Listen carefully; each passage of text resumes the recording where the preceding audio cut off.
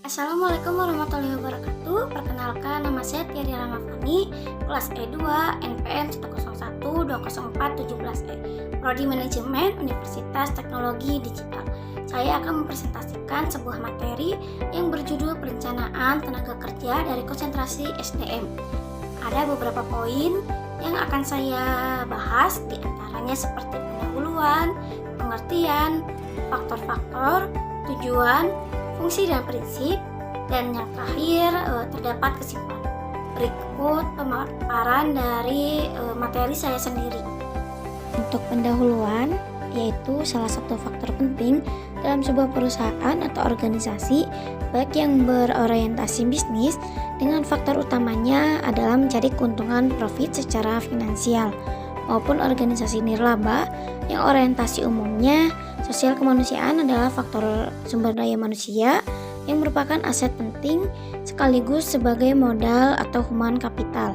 Dulu banyak orang yang berpendapat bahwa SDM itu bukan faktor utama, bahkan hanya dipandang sebagai alat untuk mencapai tujuan, sehingga nyaris tidak dianggap penting untuk merencanakan SDM, walaupun ada hanya sekedarnya saja. Selanjutnya ada pengertian. A. Hakikat perencanaan. Perencanaan merupakan sebuah keinginan kuat dari suatu organisasi atau perusahaan untuk memberikan jaminan baik jangka pendek maupun jangka panjang tentang pemenuhan kebutuhan SDM secara kualitas maupun kuantitas. Dengan demikian, hakikat perencanaan SDM ini adalah sebuah penjaminan tentang sistem pemenuhan kebutuhan SDM agar ada kepastian keberlangsungan organisasi atau perusahaan dalam situasi dan kondisi yang serba cepat. Yang B, yaitu perencanaan SDM. Menurut Wayne Mondi merumuskan perencanaan sumber daya manusia atau Human Resource Planning, HRP adalah proses sistematis untuk mencocokkan pasokan karyawan internal dan eksternal dengan lowongan-lowongan pekerjaan yang diperkirakan muncul dalam organisasi sepanjang periode waktu tertentu. Suatu proses sistematis dan sistematik dalam merencanakan kebutuhan tenaga kerja baik secara nasional maupun organisasi atau korporasi tertentu berdasarkan hasil analisis yang melibatkan berbagai aspek yang terkait dan memperhatikan berbagai faktor baik secara internal maupun eksternal, meliputi perencanaan dari hulu dan hilir secara terintegrasi. Dan untuk faktor-faktor perencanaan SDM terbagi menjadi dua, ada faktor internal dan faktor eksternal. Saat ini saya akan menjelaskan faktor internal terlebih dahulu. Apa sih itu internal? Internal adalah jadi faktor internal itu yang ada dalam lingkungan organisasi atau perusahaan itu sendiri. Di antaranya ada rencana Renstra atau rencana strategik. Renstra ini merupakan acuan utama bagi perusahaan atau organisasi dalam menjalankan aktivitas atau bisnisnya. Dalam Renstra terdapat tujuan jangka waktu tertentu atau tujuan jangka panjang ataupun pendek yang merupakan komitmen bersama seluruh anggota organisasi atau korporasi untuk mencapainya. Dan yang kedua, ada struktur organisasi tata kelola.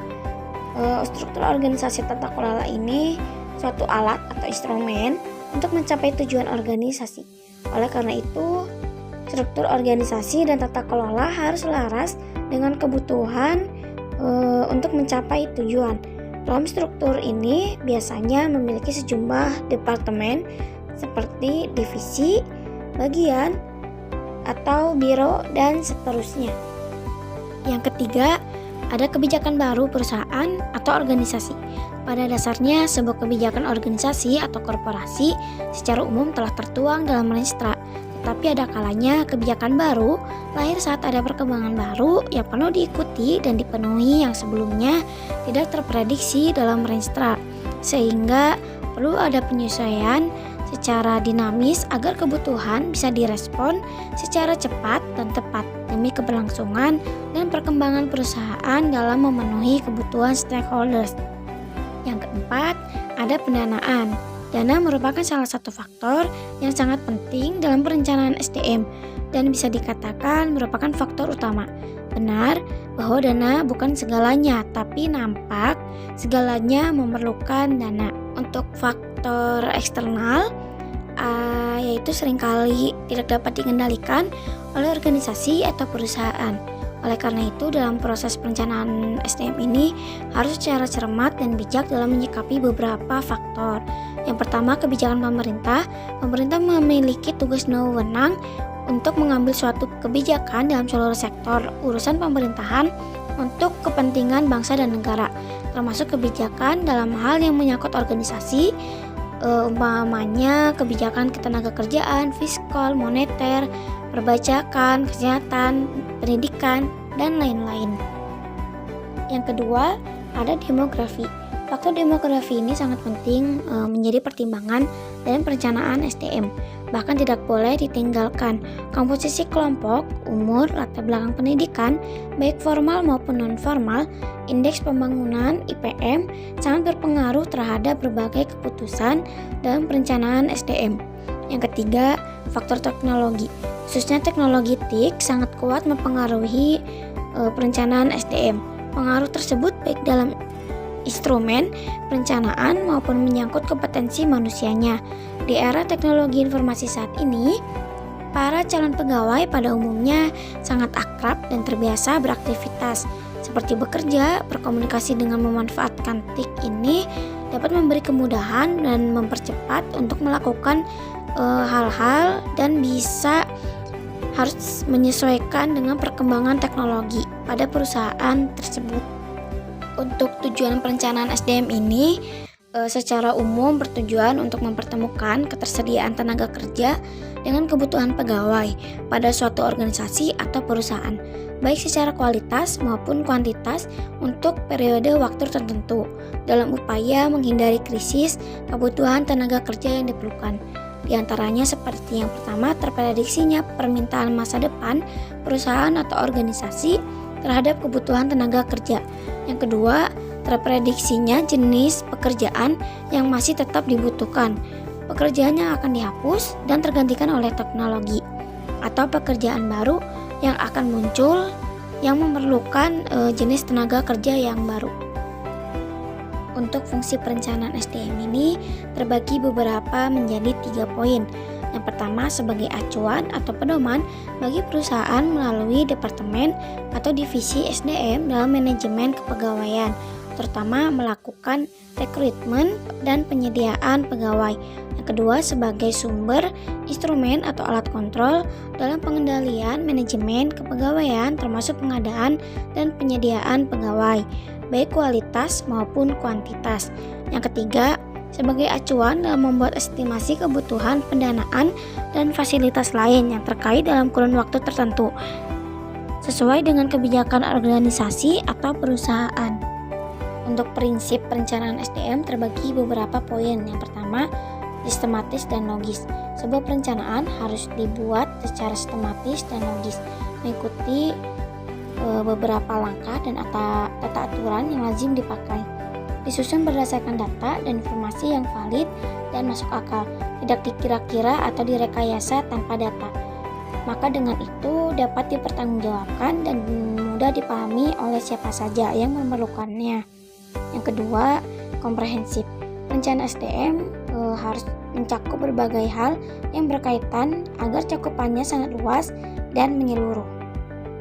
Yang ketiga, yaitu futuristik. Rencana SDM disiapkan untuk antisipasi masa depan dengan mempertimbangkan masa lalu dan masa kini. Antisipasi dibuat berbasis kecenderungan yang diperoleh dari hasil analisis data dan informasi yang tepat. Yang keempat, efektif dan efisien. Sesuai dengan prinsip ekonomi, perencanaan SDM ini harus efektif dan efisien.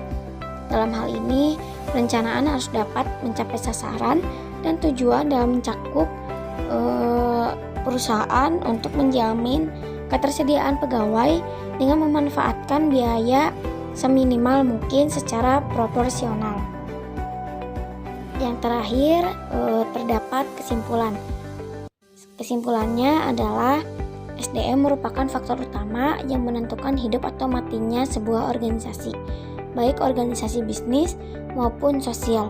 Oleh karena itu, Sebuah organisasi atau perusahaan mengharapkan terus eksis dan berkembang, mengalami kemajuan dan perbaikan secara berkelanjutan, maka harus memiliki kepedulian yang sangat tinggi terhadap kebutuhan SDM melalui sebuah perencanaan yang komprehensif dan sistematis serta dinamis.